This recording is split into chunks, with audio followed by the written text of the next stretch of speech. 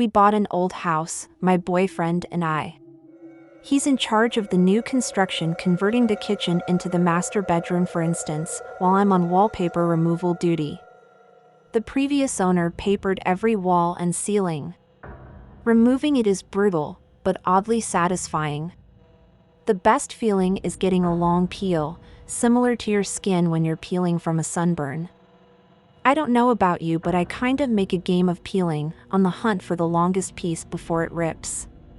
Under a corner section of paper in every room is a person's name and a date. Curiosity got the best of me one night when I Googled one of the names and discovered the person was actually a missing person, the missing date matching the date under the wallpaper. The next day, I made a list of all the names and dates. Sure enough, each name was for a missing person with dates to match. We notified the police, who naturally sent out the crime scene team. I overheard one text say, "Yup, it's human." Human? What's human? Ma'am, where is the material you removed from the walls already? This isn't wallpaper you were removing.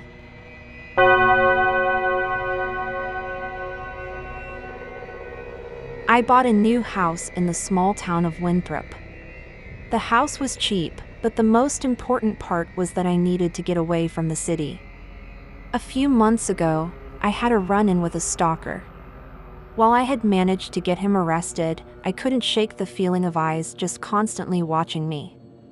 I felt like there were eyes everywhere, at home and on the street, so I decided to move out into the country to somewhere with less people, just for peace of mind. The house itself was big and somewhat old, but otherwise very welcoming. The agent who introduced me to the house had been required to mention that a serial killer had lived here in the past, which was why the house was so cheap. However, he, and later, my next-door neighbor Sarah, both told me to pay the thought no mind.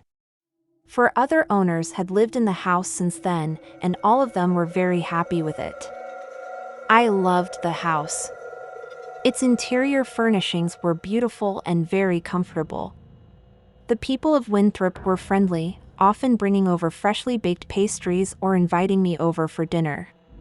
Get-togethers, they said, were the key to making sure everyone who lived in Winthrop loved it there.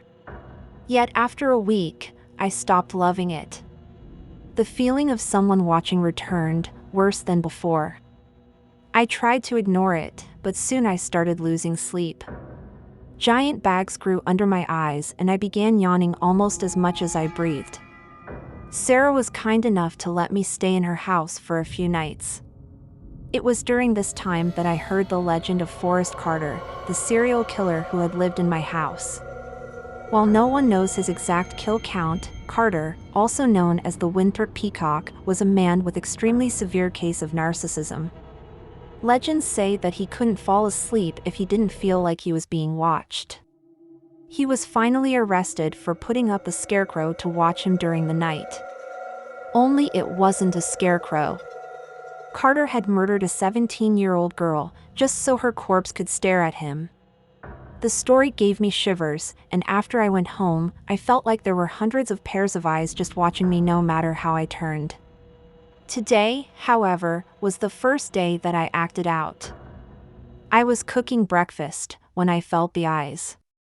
Instinctively, out of fear, I threw my kitchen knife, which lodged itself into the wall.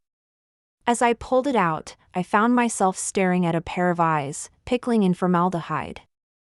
I've been watching the police peel away the drywall of my house for hours now. So far, they've found 142 pairs of eyes in little glass jars. The scariest thing is, each and every one was staring at me.